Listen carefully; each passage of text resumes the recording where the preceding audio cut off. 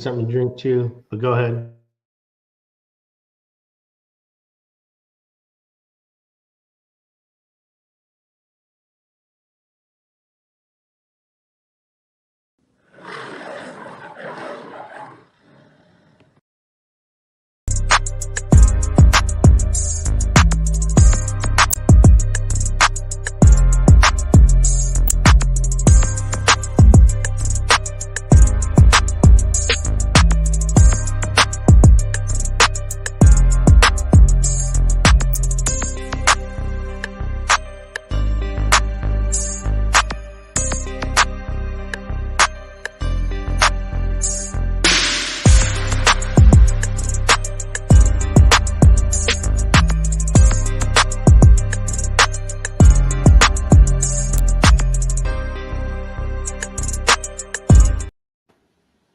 Yep, and it's that time once again for the Central Crown, Volume 15, and the pregame show for Game 5, the deciding game.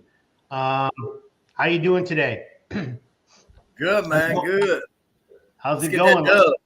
Yeah, Game 5 pregame show for the Central Crown. This is the deciding game, Game 5. How are we all feeling today? I'm gonna let you go first, Rich. I'm feeling good, man. I just, like we were talking about last game. I mean, obviously, ideally, you would want to win Game 4. But having Scooble as your backup plan is not a bad backup plan. So I feel comfortable. Me, myself, I couldn't sleep last night. Like I said, I don't know if everybody's seen my post. I got AU championship, then I got the Tigers game, then I don't want to say it on here. I got the Ohio State game, and then I got the Tigers. Go so I was like, and I'm up.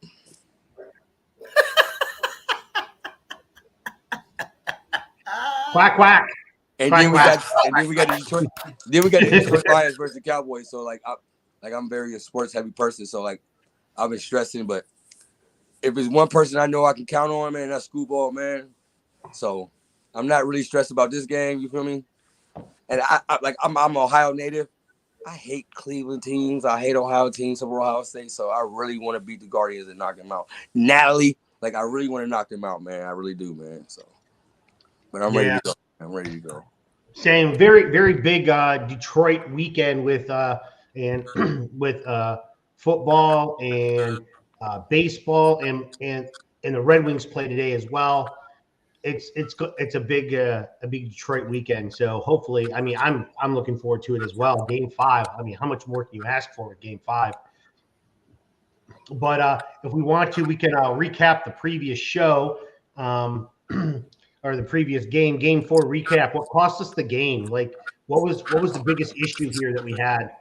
That 20-year-old pitcher, man. I really don't like him on the mound, man. I don't, man. You don't like Jackson Jobe on the mound? No, every time he get on there, man, he load the bases or put runners in scoring position, man, put us in the tuck. I feel like that was the reason why we lost Game 5, man. But other than that, man, and I feel like if Carpenter was at the last bat, man, I feel like he would have did something, man. So, what do you think, Richard? What do you think? What was our I'm going to politely disagree with the Jackson Jobe. I don't think he's really getting hit hard. I mean, whatever. But to me, the reason why we lost that game is not able to get runners home from in scoring position. And that was one of my keys to the games too last week. We had the chances were there. You cannot deny it. What was it? Bases loaded with 1 out or no outs. I mean, you just can't do that in the playoffs. Yep. So that to me was the number one killer. Yeah, I said that last show, man. We gotta bring runners home when they're in scoring position, man. That was one of my keys to the game. Yeah. Now, as with my opinion, I'm between both of you on the Jackson Jobe thing. So, I like him to get some playoff experience. I do absolutely like that. I do like that they bring him in the middle innings. My only issue is he is so young that I don't know how it, and I believe his confidence level is great. I just don't know how nervous he is on that mound once he gets a base runner. That is the issue that I have in your throw. We already got tons of rookies playing. I think pitchers are a little different than hitters, because if you strike out, so be it. But if you pitch the wrong pitch, you give up a run. There's a difference. Absolutely. You can take more of a negative as a pitcher than you can as a hitter, outside of like bases loaded with like, and you're the only guy. Like when you're in those one-off situations, bases loaded, bottom of the ninth, 2 outs, you're the batter that determines the game. Like other than that, it's a little different. I wouldn't put Job in as much, but I'm still gonna go with AJ Hinch, and I'm just gonna, because he's been so reliable on putting pitchers in the right spot. I'll keep going with AJ Hinch being, whatever he does, I'm gonna go with it. I'm gonna agree with it. Anything else? Anything else? I just feel like every time he I don't know. I don't know if it's the pressure or the moment. Like I just feel like every time he's in, it's just like biting on nails when he's in there, man. Because it's so unpredictable, man. And it's just like. So at the end of the day, then when are you going to use him? You can't take him off the roster because he's already on the playoff roster. So right. you got to use him. That, but like at them moments in them games, like he should got more more game experience during the season. I feel like, because like I don't know, I just feel like he just, when he get up there, he real tense. Like, but he came up with like a week before the season started. He's literally a rookie in the minors, like of the minors. Like he only pitched in Toledo 2 games. That's it. He's an A ball. He's double A player playing in the majors right now. So they can only give him so much. But the only time that you can bring a player in with very little experience is in the middle innings. You don't want to put him in with the game on line towards the end, right. And you don't want to start him off, because then he gets in trouble real quick, and then we get into a deficit. You put him in the middle innings when we're either up or we're tied. Like the game isn't nearly as on the line in the middle of the season, or in the middle of the middle innings. I think he'll be just fine. I just think that he does lack a lot of experience, and I personally wouldn't have brought him up, but you got to get him experience sometime. So, anybody know any news on the Carpenter injury? Yeah, there was news. I think they pinned it. So, you want me to say it, or do you want to? You can say it, Richard. So he's not in the starting lineup, but let's be honest, it's not a surprise either. He really don't play against lefties, and Boyd is going, so that's not too much of a surprise. But Chris McCoskey, who is one of their top reporters for the team, he reported that Kerry walked past him with what did I say kind of walk it was? Very, very vigor. Like he was military walking. He was really emphatically walking. He was doing really well. Yeah. There was no limp, no nothing like that. And I do know yesterday, Balai Madriz, he was spotted around the team as an emergency, because that's the only time you can replace a player in the playoff roster is if there's an injury. That's the only time you could do it. So he was spotted, but I have not heard nothing as if he's been added or not. Yeah. So I would speculate Kerry's still probably eligible for a pinch hit role if needed be. I think so. I don't know. So here's the thing. I'm not going to speculate anything right now, but I'd have to look at the rules. If we win today, when we win today's game, and we move on to the American League Championship game, do we get an expanded roster outside of that, or do we have to carry the roster over that we have right now? That is the question. Each round you can because remember the first round, yeah, we had redesignate. buys and we didn't have Montero. This round we added Montero. Okay, so you can redesignate every time then. Okay. Yes, so, sir. So then but does it expand a little bit more each round, or does it stay the same now? I'm pretty sure it stays at 26. Okay. And you cannot have more than 13 pitchers. Correct. Yes. Mm-hmm. Well, I got a question. Is there any chance we just use it as a designated hitter? I mean, that's pretty much what he is anyway. But at the end of the day, no. So the designated hitter is a slot. So you can't just bring him in and put him into a slot. He has to be on the 26-man roster. So, Okay. And the only way you can do that is like, let's say Carpenter, a position player has to be out. He has to be injured, completely injured, which means he can't even be, I don't even think he can be in the clubhouse. I think he has to be gone. And then they can add Bly Madras or whatever his name is to the roster to fill a void if they need to. I don't know why they brought up Bly. I think is it because he can play multiple positions? Is that why? Play outfield, first base. He's He's a switch hitter. Is he a switch hitter or is he a lefty? I think he's a lefty. Yeah, I think he's a lefty. But at the end of the day, that's why I was wondering why they brought him up, because there's other players. He did pretty well while he was up, Chris. True. I was a big supporter of him. And you were. I was a big supporter of him. I'm just defensively, he's not. He's okay. He's average, and that's what I'm wondering if he replaces a player. I just don't want him to be the key the problem that we lose. We've got our set roster. That's what I'm scared of. We got a nice set roster. They're doing just fine. The chemistry with like that. Like, yeah, that's what the thing with Carey's injury, it's a hamstring, so it don't affect his hitting whatsoever. It's running.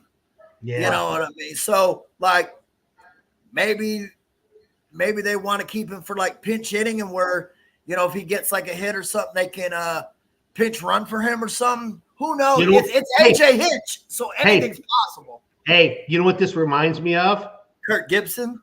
Yep, LA Dodgers, Kirk Gibson. Can't run. They're going to bring him in as a pinch hitter just to – that would be crazy. Did they do that for Babe Ruth too? He just came in and hit. Yep.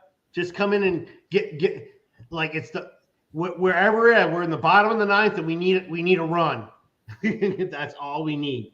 And with AJ Hinch, the way he likes to manage, you can't put it past him.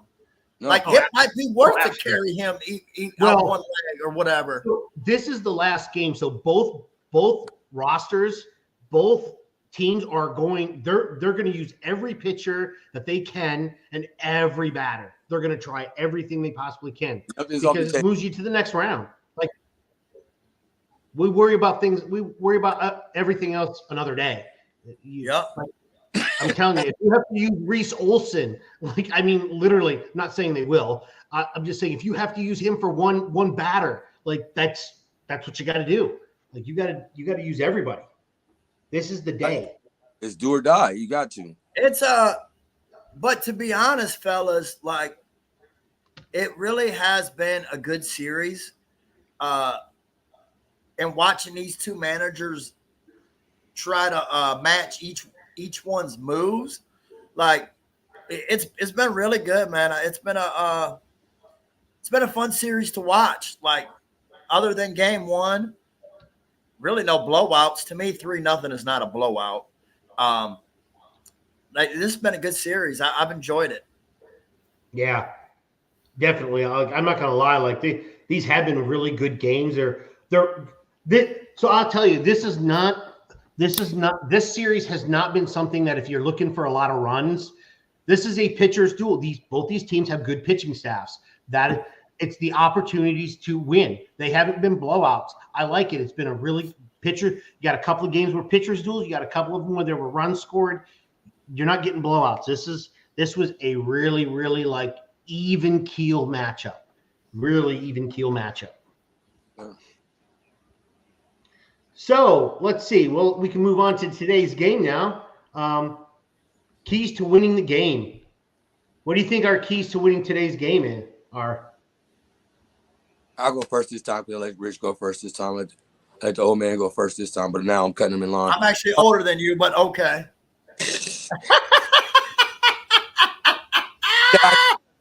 I expect that out of Ohio State fans.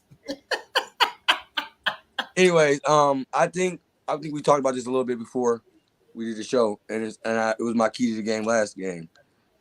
When we got runners in scoring position, we have to bring them home, man. Like we leave too many.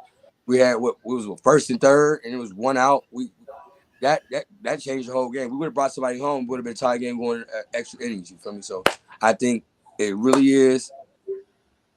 We got runners in scoring position, bring them home. Yeah. Go ahead. Do you want to go or you want me to go? It don't matter. No, you can go. You can go. I'm trying to be here. I agree with that. Like that's a must. But I'm going to add to what you're saying, Bandit. Another way we could do that, and this team has shown it during the season, small ball. Continue the first to third. Steal, you got a couple guys that can steal, but Perez is playing. He can steal. Parker Meadows can steal. Get them on. Get us bunt if you have to. Play small ball if you have to. Figure out a way to get them runs. And so I definitely support what you're saying, Bandit. I agree 1,000. I'm just giving some options on how maybe we can escalate that problem instead of just hoping that you get the base knock or whatever you need, So, and we need I hate doing this because he's been so good all year and in these playoffs. Say it with your chest. Say it. Say it. But we need a game from Scooble, man. Like, I hate to say it because the dude does. You know what I mean? So it's like. That's our next topic. That's our next topic. But. And I'll add on to what you guys have because obviously all those are good things that we need to do. We also have to stay aggressive. We've been doing it all season long. We got to stay aggressive. Like I think we lead the league in first to third, like stretching, going from first to third. I think we lead the league in first to third, like taking advantage of those extra bases. We got the speed for it. When you get on base, get to third. That is what you need to do. You need to get to third on singles, which is a big asset. And obviously, we need to get the, as it was called, the RISP, the runners in scoring position. We need them. They need good quality at bats during those.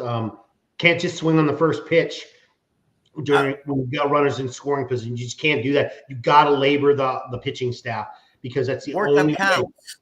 You've got to get those pitchers high counts.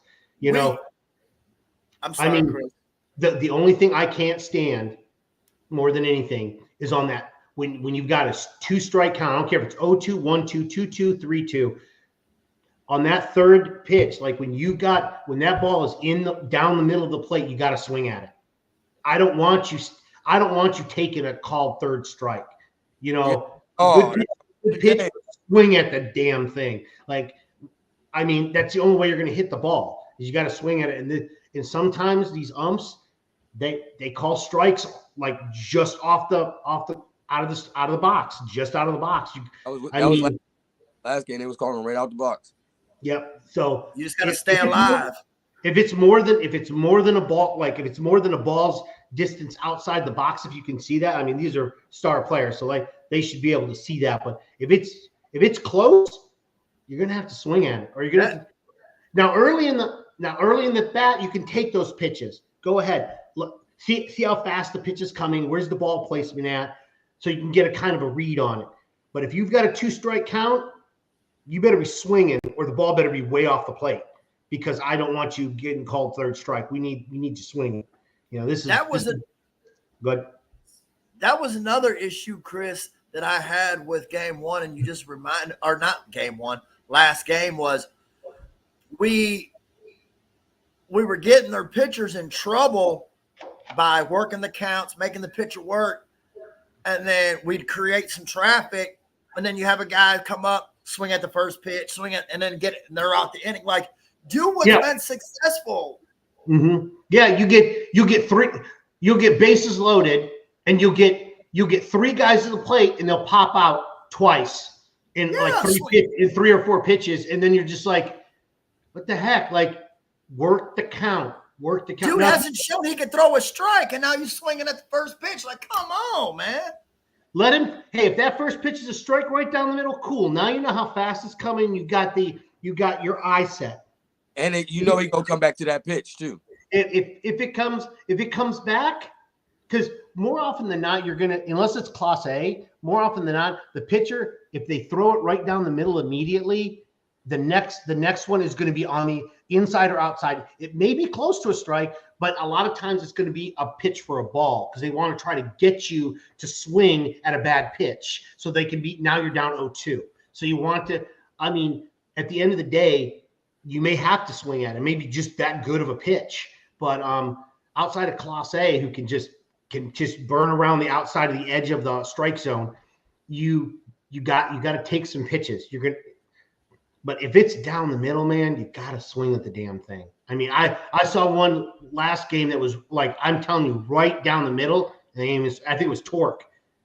I think it was strike 2 on him. It was the second strike that he threw, and it was right down the middle. And I don't know how you just don't, like, that thing is not in the freaking third deck in the outfield. But once again, I just can't see it, you know. Rich, it's your time to talk about Class A, what you had to say about him. So I'll lead into that because I mentioned this beforehand to you guys about bringing this up. He is good, and he's had a good year. I'm not taking that away. But it should change the Tigers. He is hittable. He gave up 5 runs all year. We've gotten 4 on him alone. In 2 games he's pitched, Chris? Yep. Like, if that doesn't bring up your confidence, because I understand if you're going and a guy's just blazing by a strike, okay, like your confidence ain't good getting in that batter's box. But when you know you can touch him, yeah. Like, you obviously, I'm not saying let's get him in the game. No, that's not what I'm saying. What I'm saying is we've proven we can hit him. He's not unhittable for us. Is that what? That's what you're saying? Yeah, he's not unhittable for us. You know, we've touched him. So, and we've probably shaken playing to his head too, Chris. Yep, that's what I was going to get to. Is like, now he knows that, and now he either is one. He's going to go. He's going to go back there. I got to get back at these guys, which means you're overthinking the situation, or he's going to sit back and go, well, shit, man, I'm not unhittable anymore. So you're either worrying one way or you're overthinking the other way. So overcompensating. Yep. You're like, I'm going to get these guys out, man. I'm going to that's cool. Have all the confidence in the world. Just remember, you could overthink the situation. You know, and I think, I'm not saying we're in his head. I'm just saying that, you know, he knows that we can hit it. Right.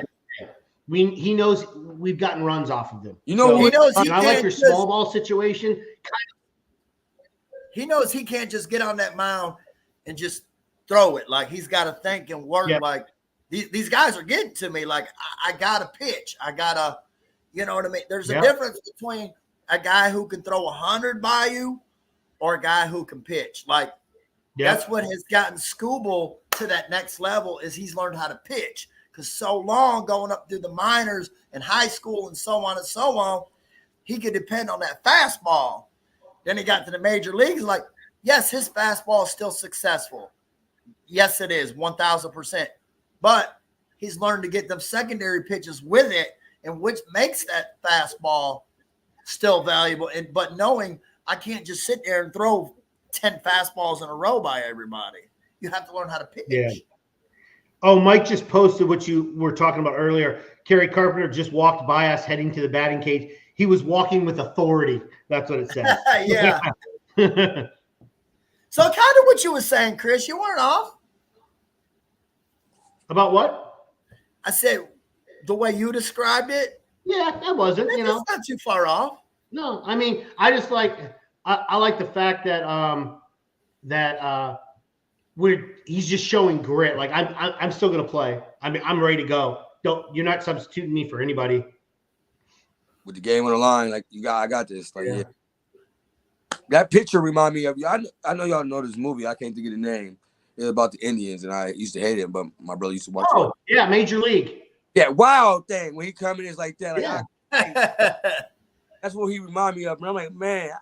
Well, it's funny because the other day when we were playing the game, they showed a picture of a fan doing the candles, and like they were doing a ritual. And I had said to Mike, I said, listen, I was gonna post a picture of Pedro Serrano, who was on Major League. He was the home run hitter that would always like he would have little Buddha and everything, and he would always do this. Like it was. I was gonna post that, but I couldn't find a meme of it. It was pretty funny.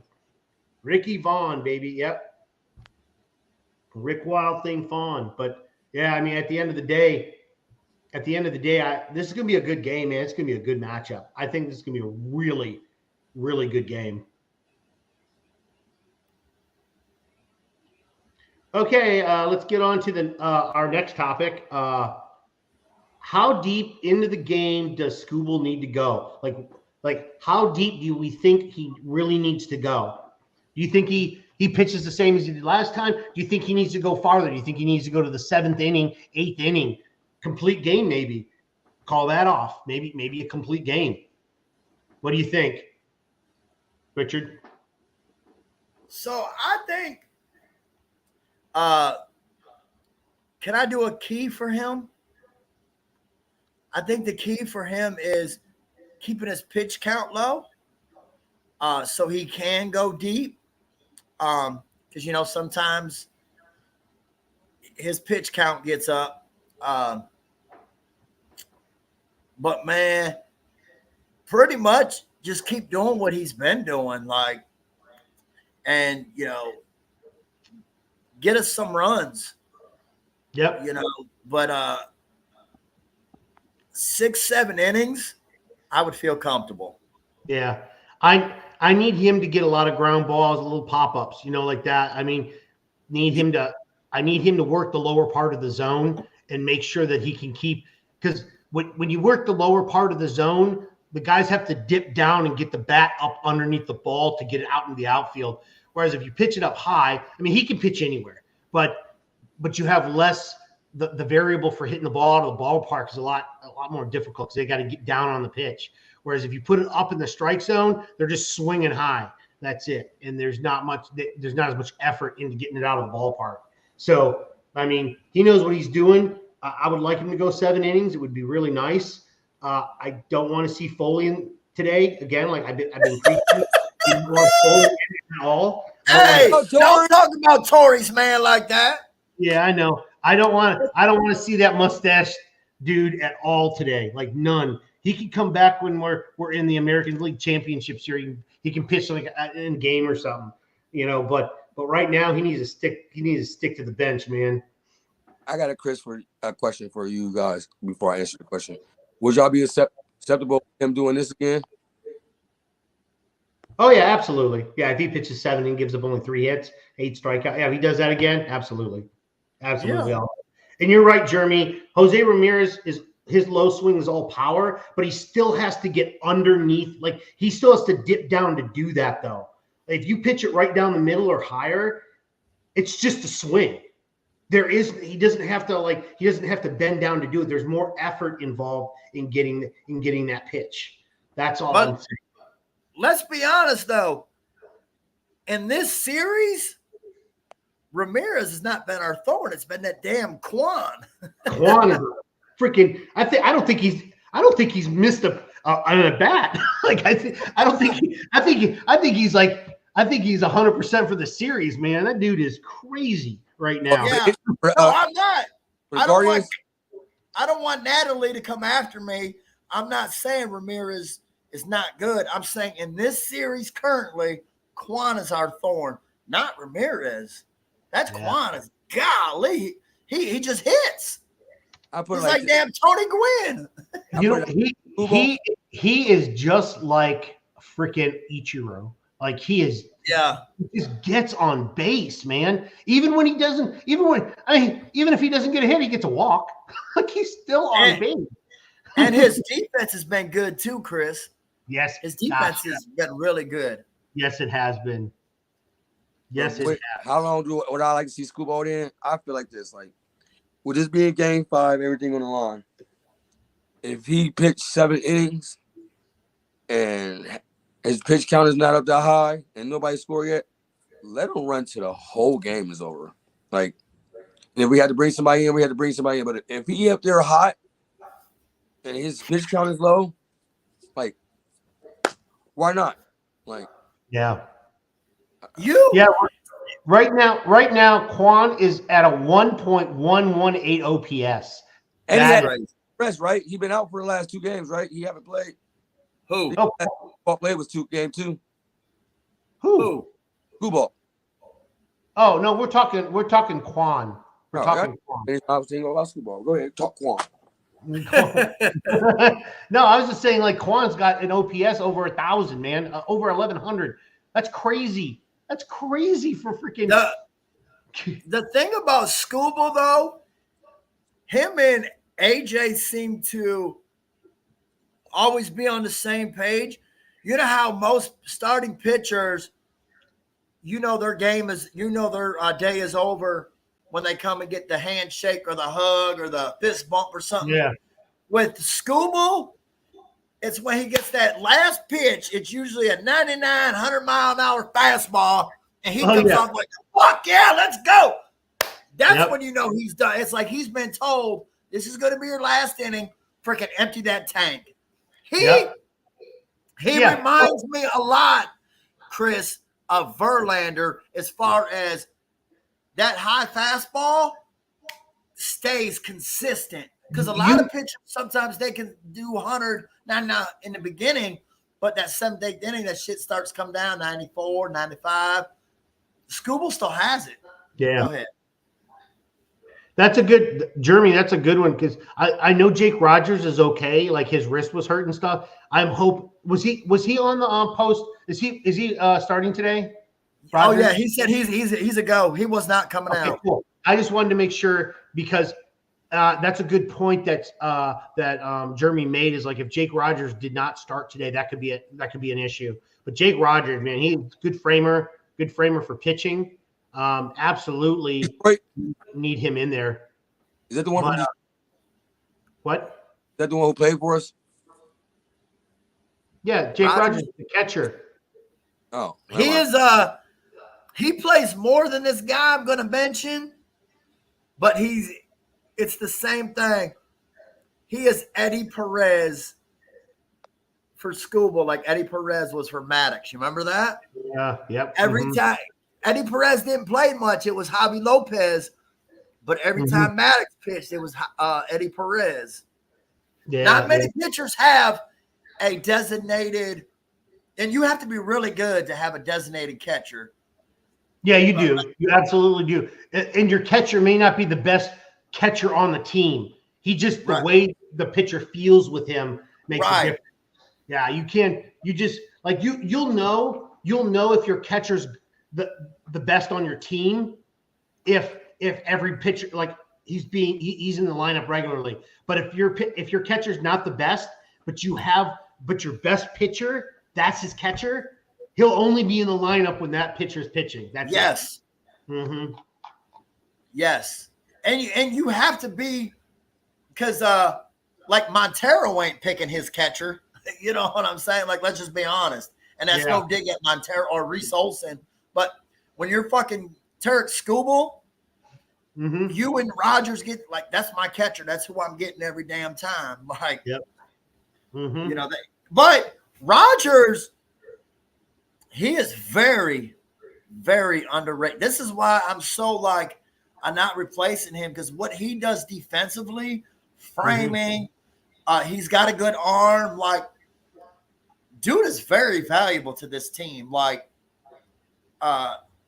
he's hitting in this postseason. He's one of our best hitters if you look it up. Like, I like Rod. He's a gamer, man. I like Rod. I really do. Mm-hmm. Yeah, he is a gamer. He's not your best hitter. He can hit. He's not your fastest runner, but he can try. Like he's a good catcher. That's how I can put it. He's a good catcher. Would I have said that at the beginning of the season? No, because he was batting like 190. He wasn't doing very well. All he was just a good a behind the plate catcher. He was right. He don't let the balls get behind him. Yeah, he was a very good defensive catcher. But now he's gotten a little bit better with his bat. He's been a little bit more patient. So he's rounding himself out. I mean, I think he's just trying to carve himself to be the starting catcher next year is what he's trying to do. Like you never – I'm sorry, Bandit. I said, don't lie. Y'all just like his mustache. Like, you know what, Rogers, you're going to get 100% every time, no matter what it is, whether it's behind the plate, hitting, running. He is not the fastest guy, but he hustles, man. He does. And that hustle has helped us. He'll get a hit. He's a ball player. Like, he's going to give you his 100%, and you never have to second guess, is this guy not trying? Is this guy not giving me his all? You're going to get his all every day. Like, and that's all you can ask for. If a guy is not the most talented, but he gets the most out of his ability, that's all you can ask for, guys. That's a good reference. I didn't know that. Jake Rogers keeps a notebook on a pitch sequence against every batter a pitcher faces. Thank you for that tidbit, Jeremy. Thank you, Jeremy. That's a very good tip. I didn't even realize that. He's studying this game. You feel me? Like you can't. That's awesome. That's a good tidbit. I mean, that isn't any different than in the NFL when Amon-Ra memorized all the receivers ahead of him. I mean, you got your niches that you have that makes you who you are. So that's very interesting. That's a very interesting stat there. Well, and we can move on to who do we think the unsung hero will be for tomorrow? Today. Sorry, today. Whoops. An hour and a half, Chris. Come on, old man. Come on, old man. You forgot what game it was. Damn kids.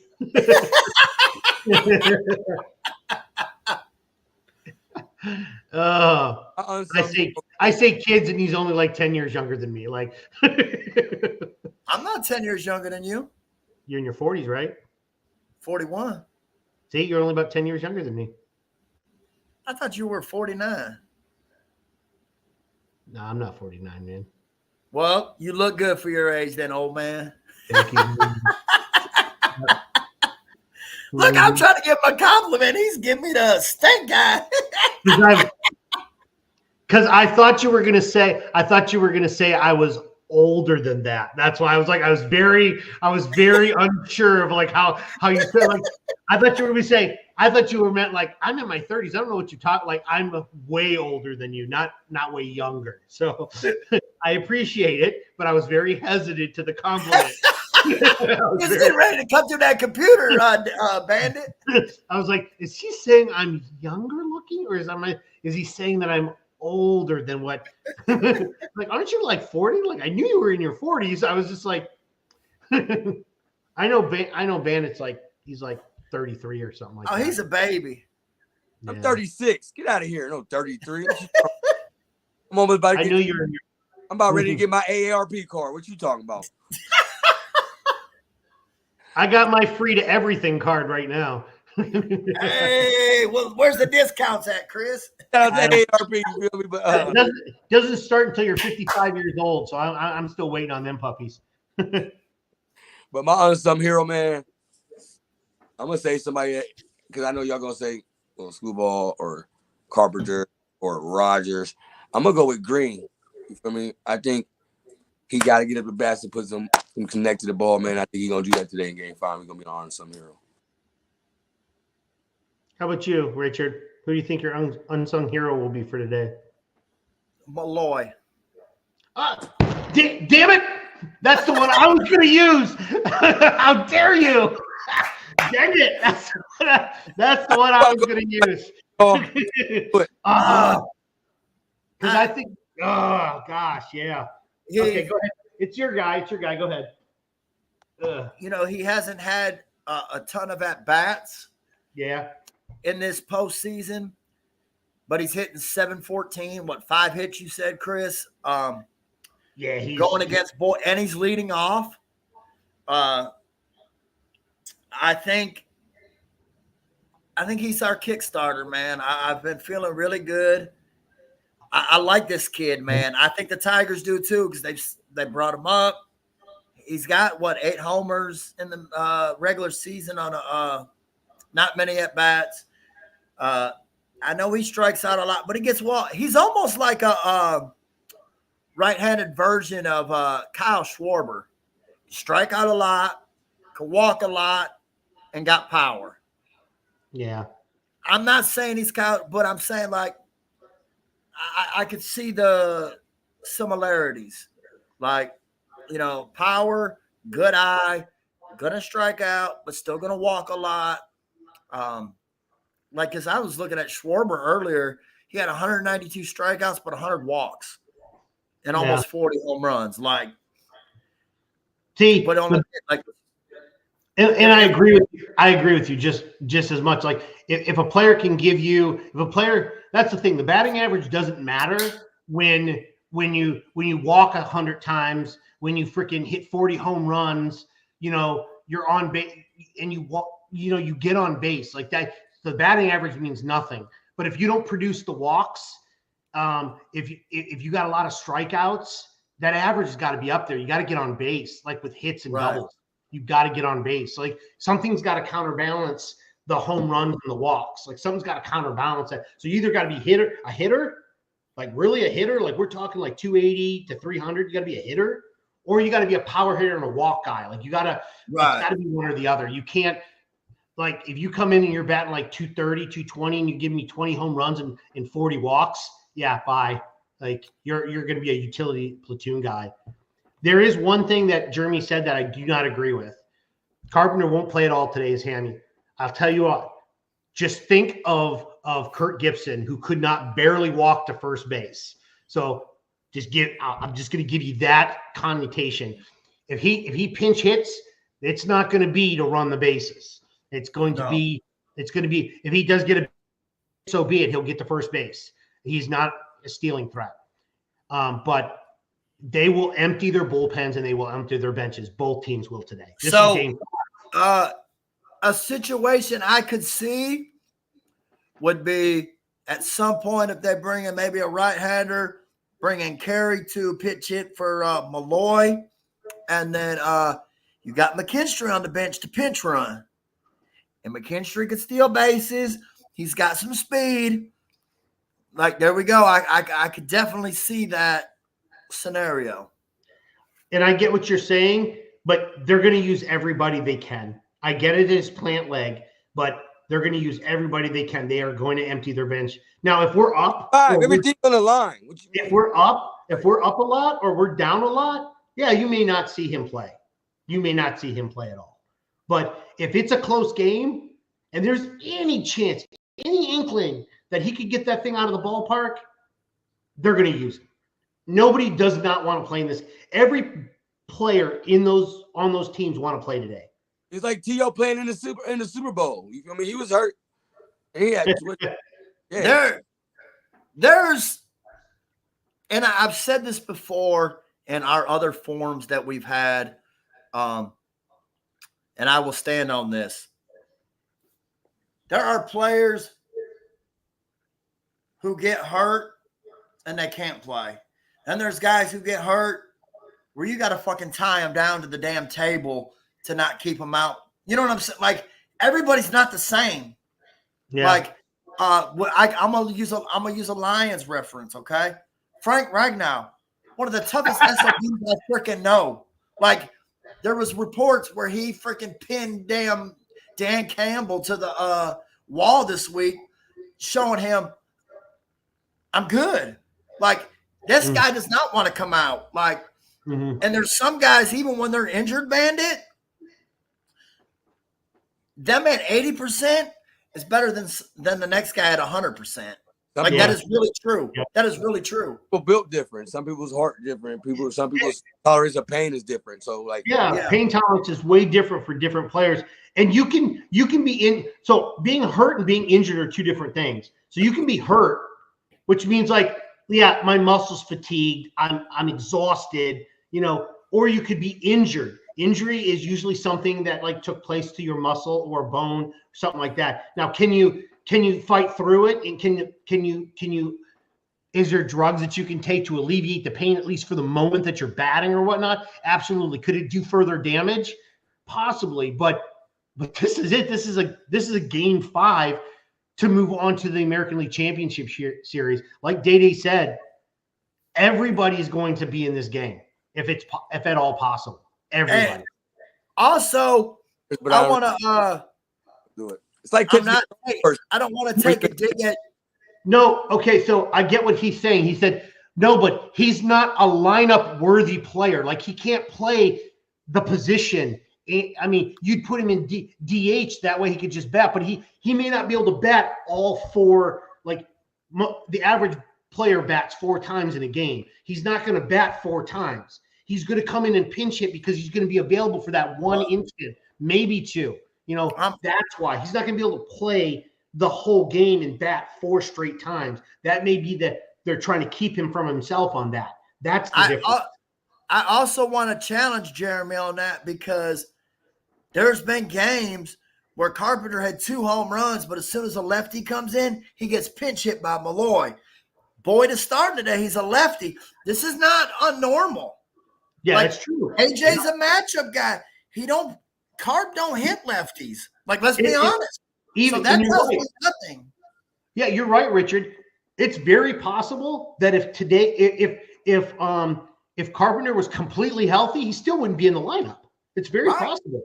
Yeah. So it just happens to fall that it's a lefty, so he doesn't have to put him in the lineup. He doesn't have to make that decision. It's very easy.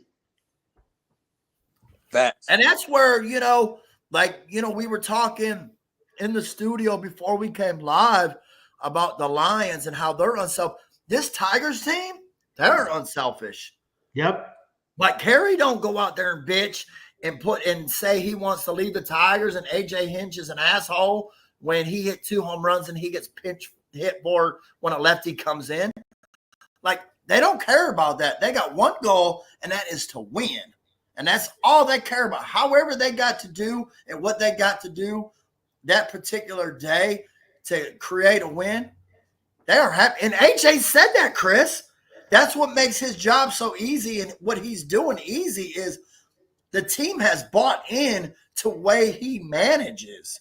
Yep. And as long as like when the players come up on their contracts and stuff and they pay them, kind of like the Lions, as long as they pay them, they're going to continue to want to be there and continue. Because guess what? It's working.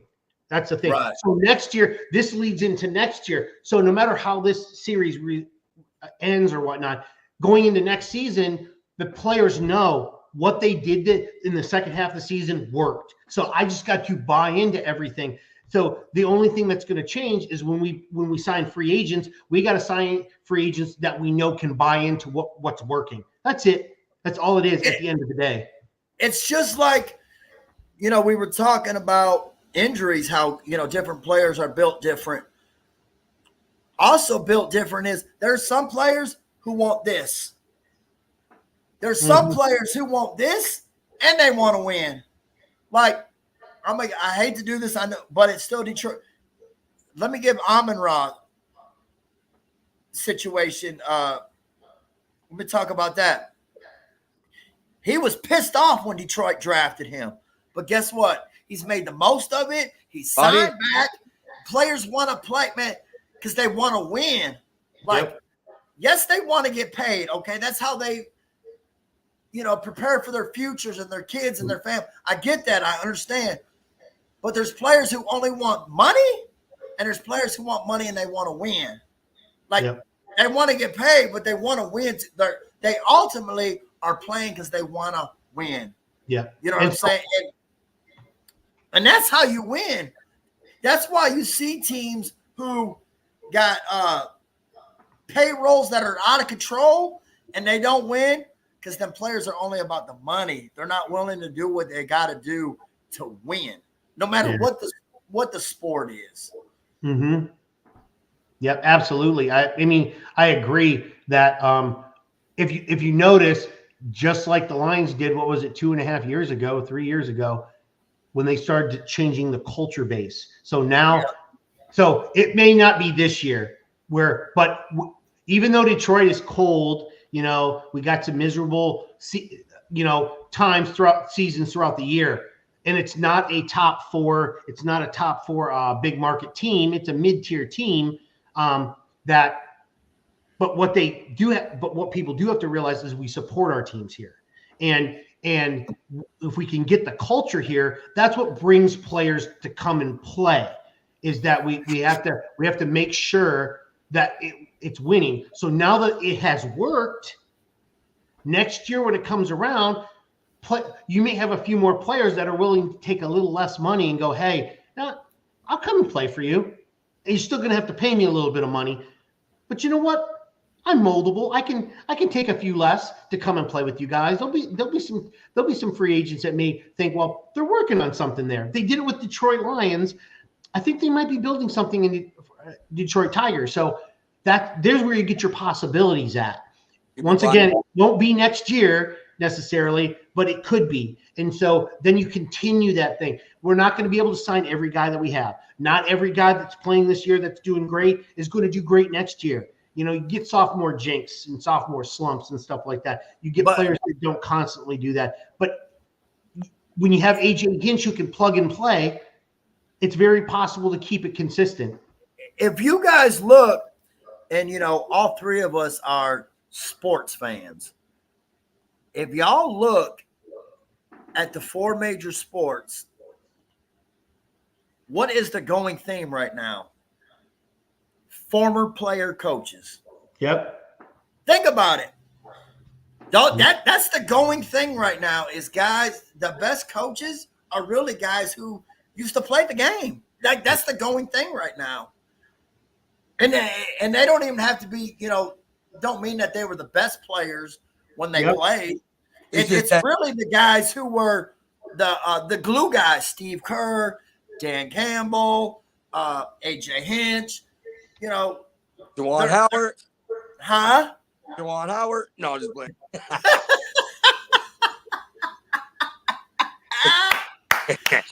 I got you, brother. I let you get that. But really, that's what it is. It's guys that weren't great players per se, but they were great team players. Yeah, AJ Hinch played for the Oakland Athletics. His career, I just looked him up. He was drafted in 1996 with the Oakland Athletics in the 3rd round, and he batted a career average of 219, 32 runs. He's a player. He played, and you're right. They do like that. They like because they got somebody that's teaching them that been through what they going through. You feel me? They relate to that. That's Dan Campbell. Mm-hmm. Dan Campbell wasn't a starting tight end, but if you listen to like Megatron, everybody, especially us Detroit guys, we all respect Megatron. What has Megatron said about Dan? He played with one fucking arm. He tries his ass off. He's a warrior. Like when a great player, Hall of Famer, one of the best players ever to put on a pair of pads says that, like that's respect. And he does up and downs and shit like that. So these players, that makes them want to play. Like, does that make sense? Yeah, because I think they had Tiki Barber and somebody else that they used to play with Dan Campbell, and they would always say like Dan Campbell was never the best player. He was never. No. But guess what? He was the locker room coach. Like he would come in. And he would work his ass off. Like he would be in there. He would stable the locker room quite a bit. He was in there working out 24/7 or like whatever he had to do. They said the dude, like that's your coach right there. That is your locker room coach. If they asked him to block a 300-pound D tackle, and put his hand up, like so when you're a new player. The way I'm looking at it is this guy is not asking me to do anything he would not do or has not done. Yeah. You know, Steve Kerr even, like, he was a role player, you know, like 10, 15 minutes a game. You know, I'm just asked to do a shot. So if I ask Bandit, I just need you to make me a couple shots during the day. No, you coming in? Like, it's hard not to because my coach did that. You know what I'm saying? Does that make sense? Yeah, it does. Like, it's hard to question them when the guys that are asking you to do it, they've done it, would do it, or have done it. It's not only that. In life, you feel me? If you go into a new job place and your trainer is on your month there, like, how the hell he gonna train me? But if your trainer, if your trainer been there for multiple years and done the job for years consistently, then you're like, okay, I'm a. There's more things to it than just that too. It's the ancillary stuff that you don't see behind the scenes. Like, so when a guy, so let's say a player, whether it's baseball, football, basketball, or hockey, you're in the locker room. You're going through some crap at home, personal life, and you have to figure out how to work out, deal with the home life, traveling, all this stuff. A person that has no sports background, like playing, has no clue how to deal with that. Whereas a guy that has grown up in the game, has played the game, can help that player. Hey, listen, I get it. I've had players on my teams in the past that I played for. This is how you can deal with it. Like, do this or do that. Like, it's not just the game itself. It's the ancillary stuff that you don't see behind the scenes personally that helps that player deal with ongoing daily things that that another player can't deal with. That a coach that has never played the game can tell them about because you've never experienced it. So in the back of your mind, it's like, how are you going to tell me how to deal with my life when you never played the game? So it's just different. And players like that. Does that mean a player like a coach can't be a coach and not have played the game? No, that doesn't mean that. They can still be the coach. They're just more they're not as refined as a guy that's played the game. It's just a little different. That's all. Hey, I can't tell you how to fly a plane if I ain't ever been. Okay, so no. Oh, No. stop, Tori. No. And that's a hard pass for me on Foley today. Hard pass on me today with Foley. He can pick up Scooble's towel. Damn. Yeah, that's all I care about today. No Foley. Please. Don't melt the ice in the cup. You know what I mean? Yeah. He save him for the next series. Save him for the next series. You can pitch then.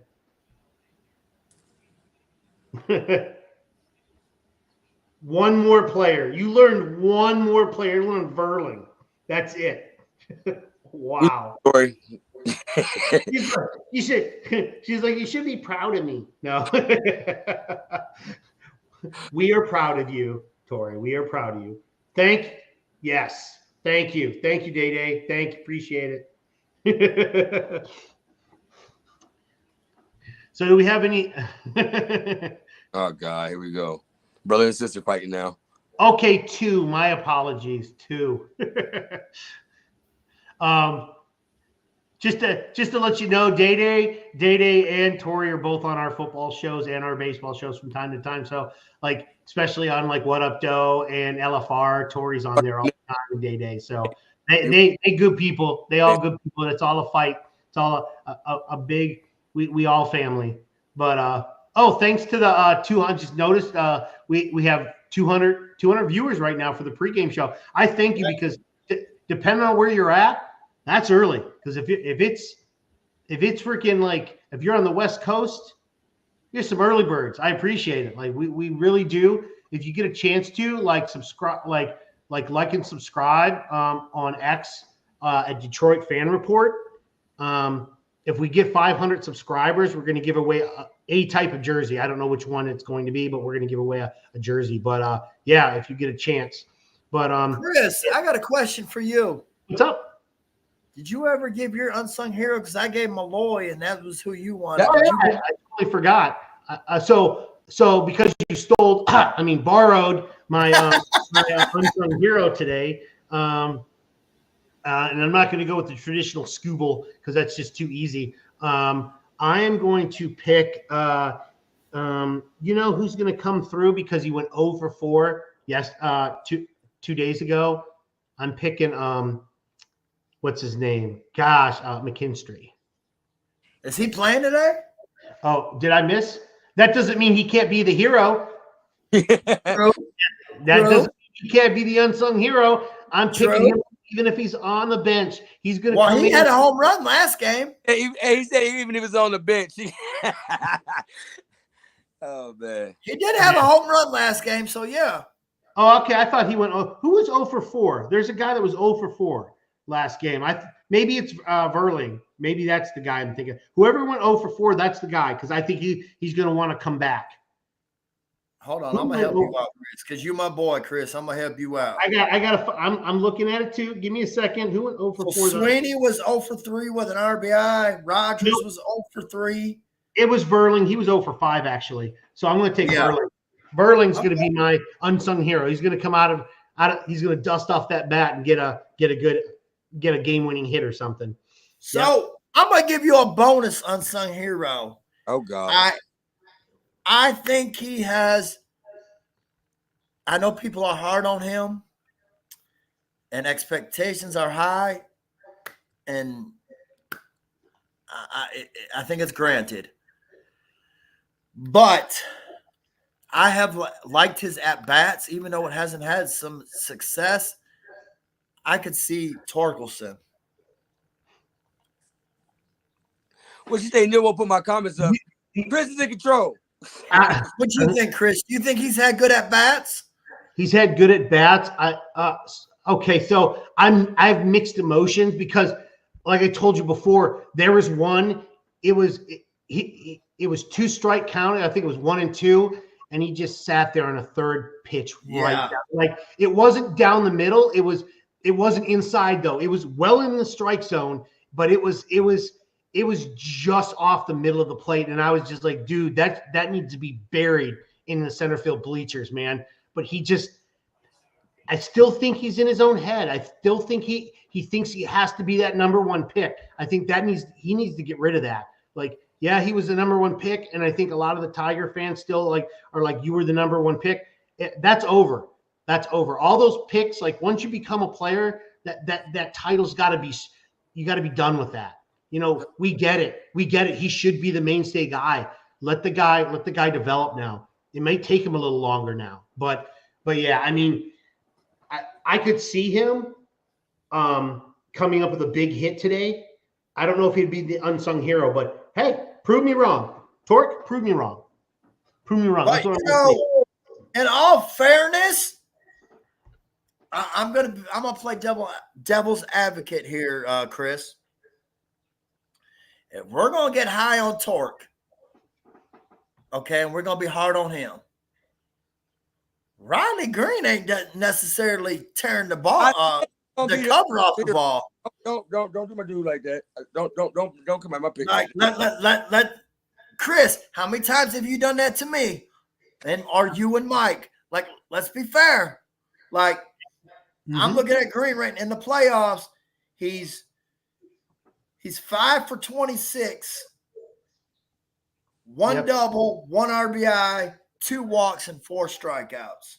That's why I say I'm hero. That's my cousin with E on the end. You feel me? We got the same last name, but he got the E on the end. He gonna show up. So let's be fair. That's all I'm saying. Let's be fair. Yep. You're absolutely right. And you know, yeah, he's batting 192 right now. Who? Green.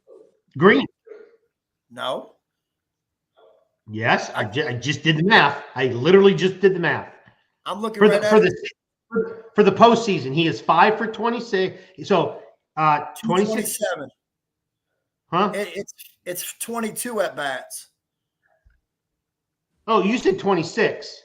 He's had 26 plate appearances, but he's got 1 hit by pitch. No, I went by the number you said. You said 26. You literally said he was 5 for 26.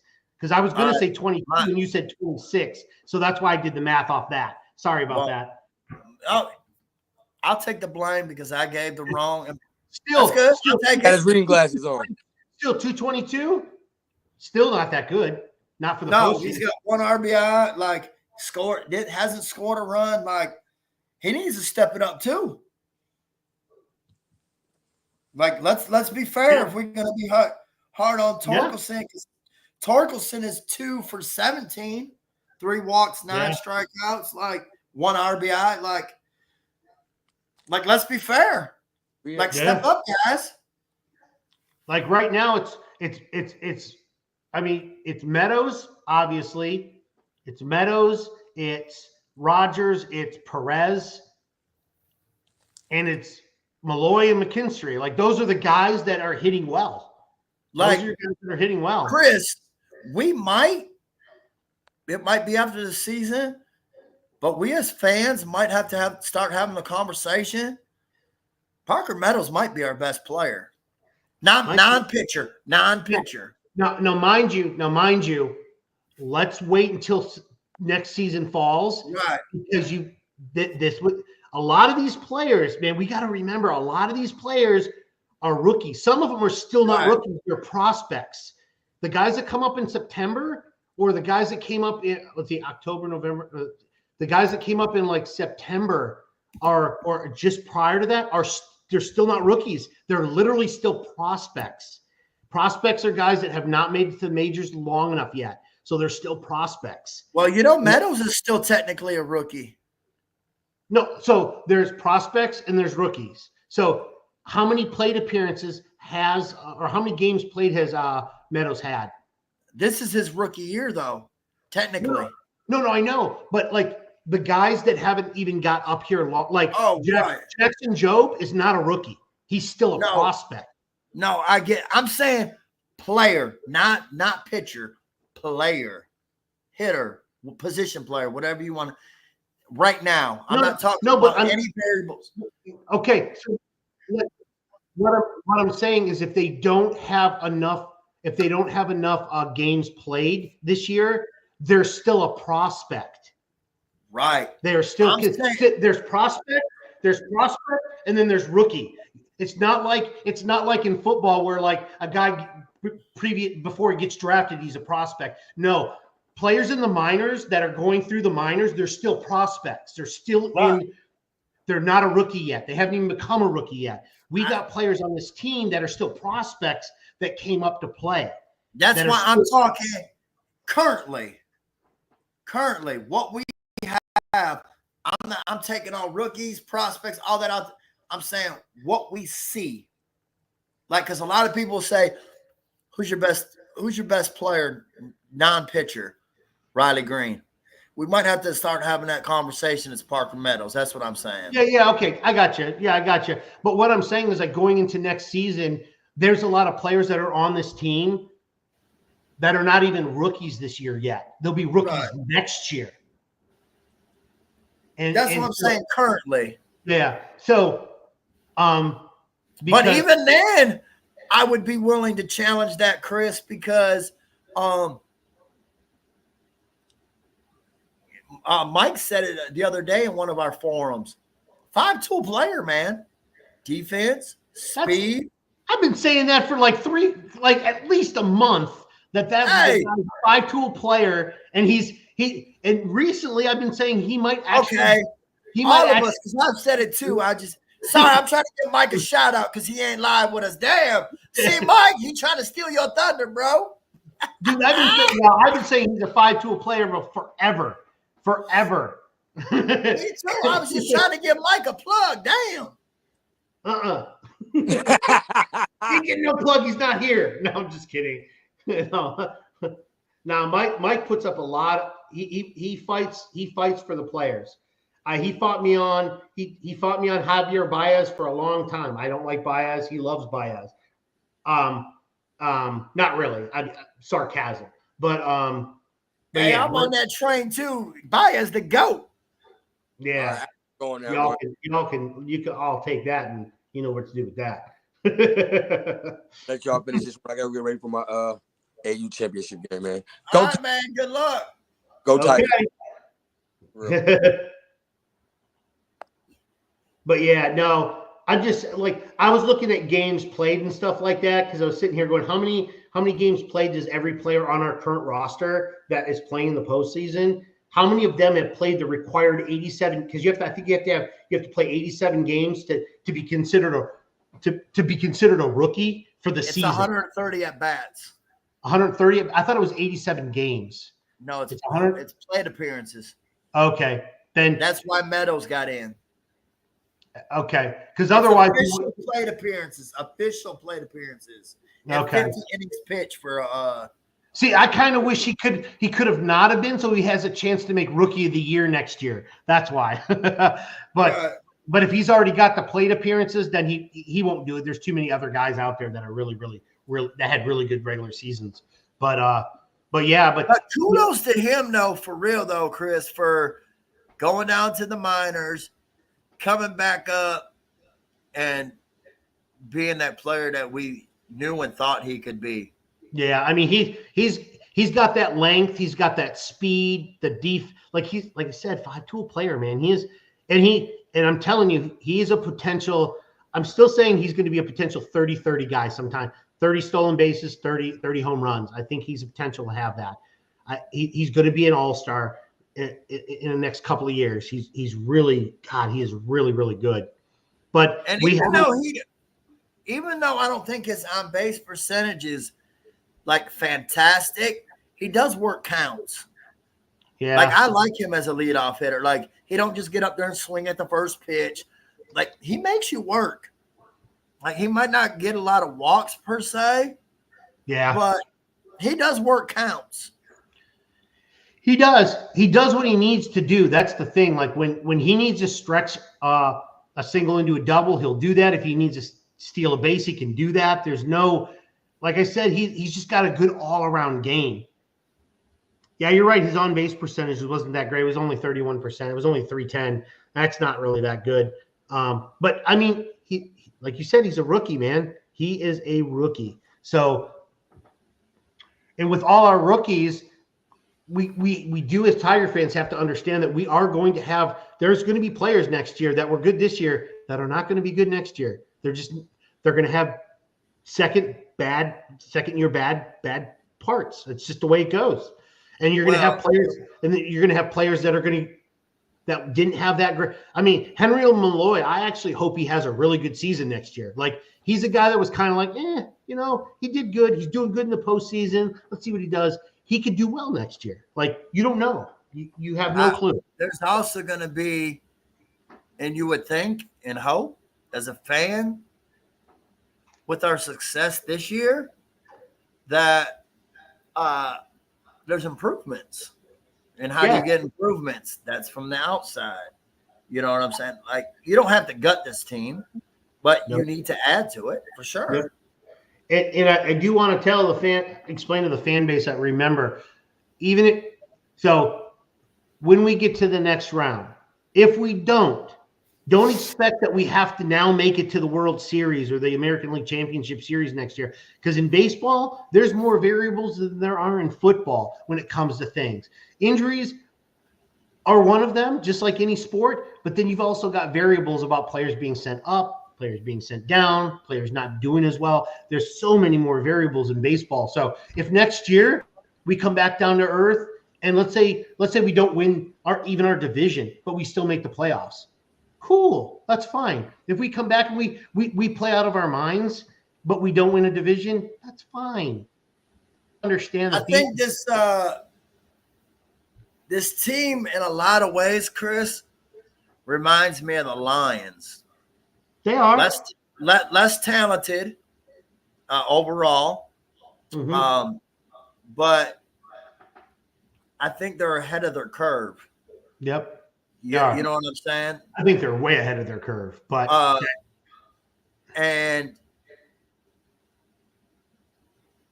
none of us expected us to be where we are right now. Nope. And if you did, shit, tell me the secret sauce because I didn't see it.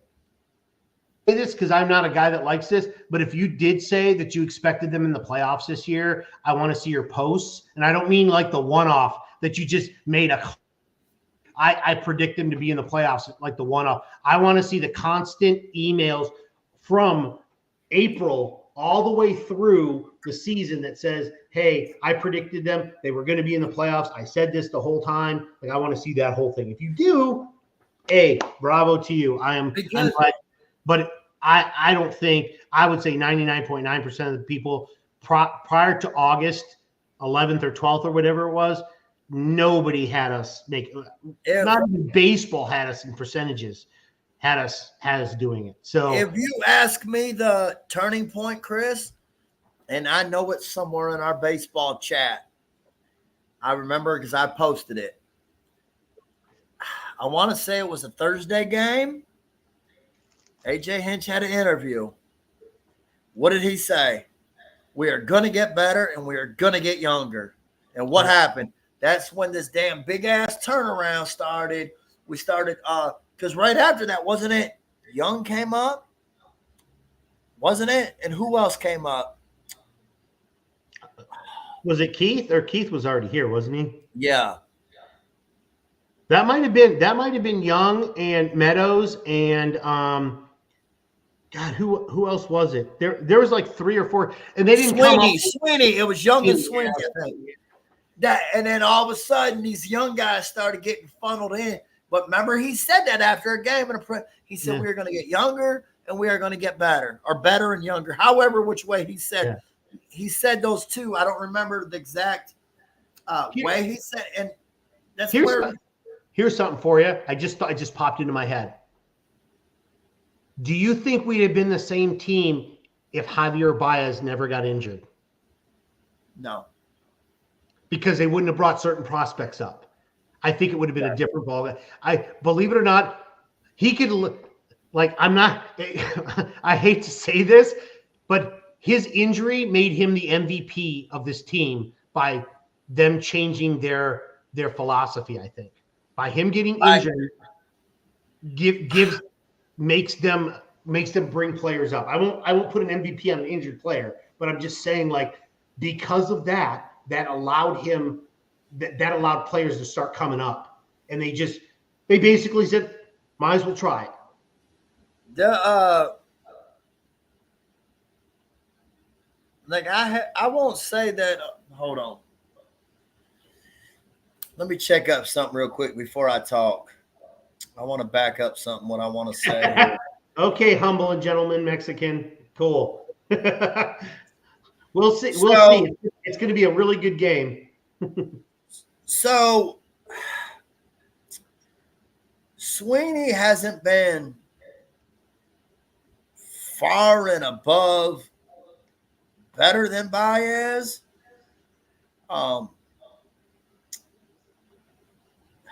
think his defense is solid, but I will say he has given timely hitting maybe. Because Baez had 6 homers, 37 RBIs, and hit 184 in 272 at-bats. Whereas Sweeney hit 218, 4 homers, 17 RBIs, and 110 at-bats. What's their OPS and what's their percent? Like, I don't care about the average so much. What's their OPS on base percentage like comparable? I know Trace. I know he only had like a very short like sample, but I just want to compare him on the OPS, the on base percentage, stuff like that. So if you can keep track of this, I'm going to give you on base slugging OPS. Okay. So Sweeney 269, 373, 642. Okay. Baez 221, 294, 515. See, I mean, the switch is good. Trey Sweeney did, like, if you're counting, if that was over an entire period, he did better in those categories than Javier Baez did. Granted, it was a small sample size. Also, Trey Sweeney's way younger and does not get paid the same. So that's your benefit. Now, if Trey Sweeney gets better next year, that's great. If he gets worse, so be it. It was. I mean, we didn't expect that he was a rookie this year, or probably still just a prospect because he hasn't had much plate appearances. But that's the thing. So once again, we discussed this before. I hope they buy out Baez and just let him go. But so I could also say about the Baez, has that not also offered up opportunities for McKinstry? I know a lot of people don't like him. I'm a big proponent of him. I like him because I think he's a very valuable for what he does. mm-hmm. Like, I'm not saying he's a star, all-star. Let's give him $20 million. No. For what he does defensively, being so versatile, being able to steal a base. He's 16 stolen bases. He doesn't have any in the postseason, but he was 16 for 16 in the regular season. So he can steal bases. Yep. He's come up with timely hits. Like, for what he is, he's good. Does he get them at bats and same chances if Baez goes down or doesn't go down? Excuse me. So what he was when we started the season is not what he is now. Right. Zach McKinstry at the start of the season, if that's how he played this whole season, he would not be on the team. If he was, you would not see him very often. What he has created for himself is he has become the Tom Brookings of the '84 World Series Tigers. He is one of our better utility players. He is a guy that we can fit and put him in specific situations, and he works well. There's games he's going to go 0 for 4 and do nothing. Great. He's going to play well defensively, and that's all we ask. But he has molded himself into a really good utility player, and that's every team needs those players. They need you're not going to you can't put stars on the bench because they're stars for a reason. You need good utility players. So he'll probably be on the ball club next year because he's a cheap asset. But like we were talking earlier on other shows, we're still going to need to get some more free agents in, some veterans. But yeah, no, I mean he's made me more of a fan of him since as the season's gone on. But I was not a fan of him to start the season. I'm really glad he has gotten better as the season has gone on. So do we have anything else to cover? The game's only about 40 some odd minutes away. So that confuses me. What? A humble and gentle Mexican. Oh, so he was talking garbage at first. That's what.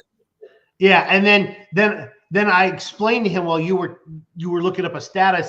I said something in response to that, and then he said this. He said, "Good luck, guys." And then he was just being a pain. He was just trying to like shout out his team. That's all. He's a Cleveland Indians fan or a Cleveland. Right, but it's like his messages went from extreme to like fair, like.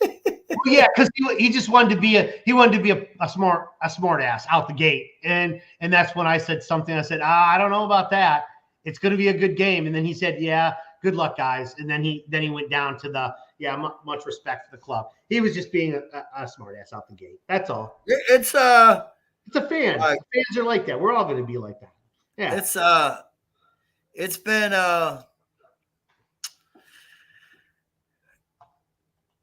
for somebody, I've come to realize, especially as I've gotten older, Chris, and moved out of Detroit, because when I was in Detroit, hockey's very big, hockey town. Yep. Red Wings. Hockey was probably my second favorite sport. Since I moved away to Nashville, hockey just ain't prevalent like that. I don't get to catch as much Red Wings games. Yeah. Baseball has become my number 2. So it's been real nice to – here we are in the middle of October. Mm-hmm. I'm still watching Tiger baseball. It's been nice. it's nice to be able to watch the Lions, the Red Wings, and the Tigers on the same weekend. Like that's always lovely to be able to watch all three sports in the same weekend. It is absolutely awesome. And usually when you see baseball still this time of the year, that's always a good thing because it's playoff baseball. So I love baseball. It's a different game. Yeah. Deion Sanders even said it. Baseball is the hardest game because any sport where you only have to be successful 3 out of 10 times, like that's hard. It's a hard sport. I mean, to hit a baseball is one of the most difficult things you can do. And to be a Hall of Famer, just to make contact 3 out of 10 times and be successful at it is crazy. And then you also have to play defense. You also have to be able to run the bases. The hand-eye coordination that you have to have. And they show it if you watch baseball behind the catcher, how fast the pitches come in. They have the ump cams for the playoffs. If you watch how fast that ball comes in, and then you see it on the camera, and you can see kind of where it comes in at. But when you're up on the base, you're up at home plate, and you're trying to swing at that, the ball's coming even faster because you're a little closer to the pitcher than the actual ump is. So you have to really think, you have to see the release point. All you're concentrating on is the release point of the pitcher. You're watching where it's coming out of his, and you have 1/10, I think it's 3/10 of a second to decide on whether to swing or not. That is just absolutely absurd. Yeah. If you give baseball a chance, for the people out here listening who may not know or whatever, if you just give baseball a chance and understand the game, it is a very good game, man, and just get to realize and respect what it is, man. It's very, you can have, you can respect both aspects of it, the pitching side and the hitting side. Like me personally, I like offense, but I appreciate a pitcher's duel. Yeah. Everything that is done, Chris, means something. Whether it's defense, whether it's offense, base running, you know what I'm saying? If you're in a pitcher's duel and you try to stretch a single into a double and you're out, man, that could be very costly. Whereas if it's a very scoring game, no big deal. You know what I mean? Baseball, it can be very, very appreciated if you understand and respect the game. Don't get me wrong. You have to, we all know that a pitcher's duel is boring. Nobody likes a pitcher's duel because there's nothing going on. I do. I really do. I like watching school ball, obviously, but the fans of their home, you have your ace that has that game where you're just sitting there he's coming off the mound, he's just charged up, but both teams have goose eggs. It's not fun for the average fan because it's boring, but it's a good pitcher's duel. There is so much into every single moment of the game. Now, mind you, it's your second favorite. It's my third favorite, and I'm the one. We're doing these shows, but I still like football. Hockey's my favorite. I played it when I was a kid. I've played hockey at an adult level. I tried out for my high school team, didn't do very well, but I've played hockey. I've played flag football. I have not played regular tackle football before, but I've played a few sports. But I like hockey and football. I like. Why? Because there's contact and there's tend to be scoring. Baseball, I like baseball. I used to play baseball too as well, but I didn't play it at a very high level. Like I said, I was very good. Could not hit a fastball, and if I could have been a designated outfielder, I probably would have made it to college. I'm dead serious. But I am not. There is no such thing as that. I am very good defensively, but at the end of the day, I love sports in general. I take all of them. If you're not a hockey fan, you try to watch hockey. It's a very complex game. The rules don't make sense sometimes. Sometimes they do. it can be just like baseball. If you can't follow the puck, it isn't any different than watching a 0-0 tie game going into the 7th inning. It's the same thing. It's very difficult. But you ready to do predictions? Yeah, let's do a prediction because we gotta get out of here so we can go watch the game. Yes, sir. Yeah. So you give the prediction. What do you think? 3-0 Tigers. Oh wow. Okay. Yeah, 3-0. I'm gonna. Okay. I'll give Cleveland something, but I think it's going to be one of those games again. It's going to be a 1-run game. I think it's going to be 3-2 Tigers. And I think it's 2-2 going into the 9th. And I think somebody gets gets a walk off.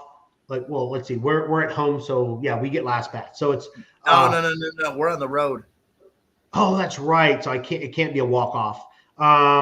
So you want us to get a 2-2, top of the 9th, Kerry Carpenter pinch hits, gets a home run, and Jason Foley comes in and closes it out. Yeah, don't do that. Don't do that. Don't do that to me. If we're up by 1 and he comes into the 9th inning, I'm gonna walk away sweating. I'm gonna be so mad. But no. See how I built that up, Chris? You built it out and just you pushed me off the ledge. You're like, oh, look at the Grand Canyon, and then you push me off the ledge. You know, I do like the 9th inning. It's going to be like a go-ahead run, whether it's a home run, a base hit. It's going to be a go-ahead run, and then we're going to shut it down in the 9th inning. That's how it's going to work. That's my guess. It's going to be 3-2. Tigers win, move on to the American League Championship Series. I hope for a good game, though. I do not want to see a blowout either way. I mean, obviously for the Tigers, it'd be a great thing, but then it leads to a very boring game. So I do hope it's a very fun game to watch.